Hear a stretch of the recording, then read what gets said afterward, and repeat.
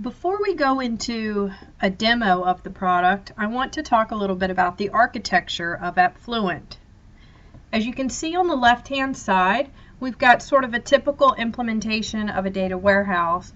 You have many end-user applications such as MicroStrategy, Cognos, SAS, custom-built Java applications, or even Microsoft Excel going against your data warehouse. Here's where Appfluent comes in. An Appfluent repository sits outside of your production data warehouse, and it's populated by a few processes.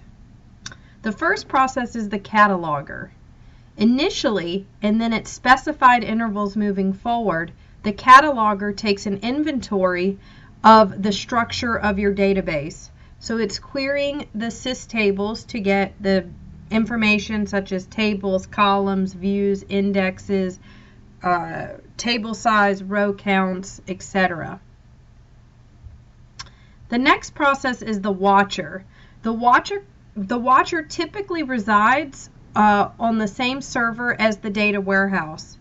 The watcher is non-intrusive and has very low overhead. It accomplishes this by only taking a copy of the SQL packets that are coming in and going out of the database. Part of the configuration of the watcher requires knowledge of which NIC or NICs and the database ports for which the traffic is going through. The watcher dumps the query activity into the Appfluent repository. And the query activity is just capturing the query and the metrics associated with it. So that also is what keeps the watcher lightweight. The analyzer is the real brains behind this operation. The analyzer analyzes, resolves, and parses the data that's been collected by first resolving it against the objects that were brought in from the cataloger, and then parses it out.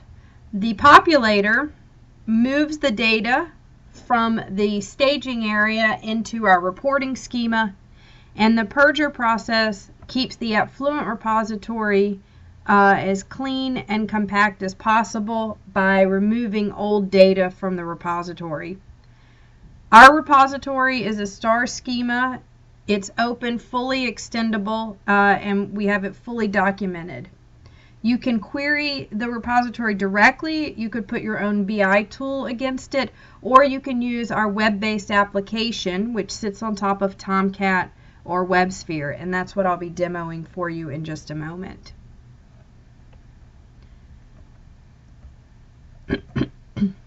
We can also monitor Teradata and Netezza environments, as well as any sort of traffic at Oracle and DB2 if the traffic is encrypted, or if there is a desire to not have any software on the database server.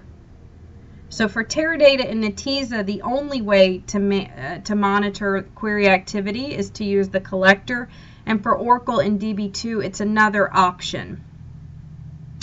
So instead of having any of our processes sitting on the database servers, the collector is part of the Appfluent process server, and it goes out to the query logs for each particular database and pulls in all of the query activity into the Appfluent repository.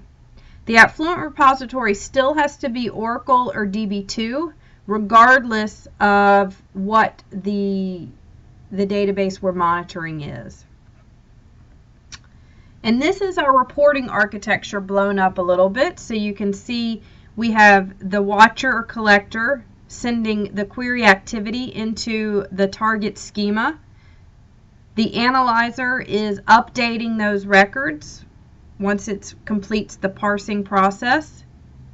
And the populator moves that data into our reporting schema, and we have three different schemas for that. We have the daily details, which we keep comprehensive detail query information for 1 week. We keep 90 days of query activity that's been summarized at the daily level. And we keep 2 years of query activity that's been aggregated at the monthly level. These are default values and configurable.